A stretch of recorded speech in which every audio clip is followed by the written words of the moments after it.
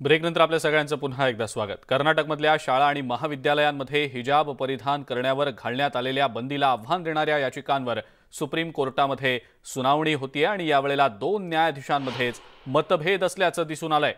त्यामुळे आता हे प्रकरण 3 न्यायाधीशांच्या खंडपीठाकडे जाणार आहे। हिजाब बंदी योग्य असल्याचं मत न्यायमूर्ती गुप्ता यांनी दिलेलं आहे, तर धुलिया यांनी हिजाब परिधान करणं हे वैयक्तिक असल्याचं मत मांडलंय।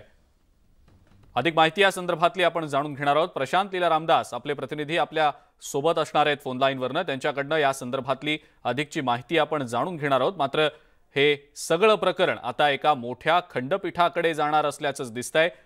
3 न्यायाधीशांच्या खंडपीठाकडे हे सगळं प्रकरण जाणार असल्याचं दिसतंय। प्रशांत आपल्या सोबत आहेत। प्रशांत, काय नेमकी माहिती? कर्नाटक हिजाब वाद प्रकरणी न्यायमूर्ती हेमंत गुप्ता आणि न्यायमूर्ती सुधांशु धुलिया या दोनही न्यायमूर्तींचे वेगवेगळं मत आहे या संपूर्ण प्रकरणामध्ये आणि दोघांनी वेगवेगळा निकाल दिलेला आहे। त्यामुळे आता हे जे प्रकरण आहे महत्त्वाचं म्हणजे या संध्या प्रकरणामध्ये खास करून जर बघितलं आपण तर आपल्याला लक्षात येईल की दोन्ही न्यायाधीशांचे निर्णय वेगवेगळे आहेत। त्यामुळे आता हे प्रकरण मोठ्या खंडपीठात जाण्याची शक्यता व्यक्त केली जात आहे। त्यामध्ये निर्णय देताना ज्या पद्धतीचं स्पष्ट करण्यात आलं की मुलींचं शिक्षण हे अत्यंत महत्त्वाचं आहे।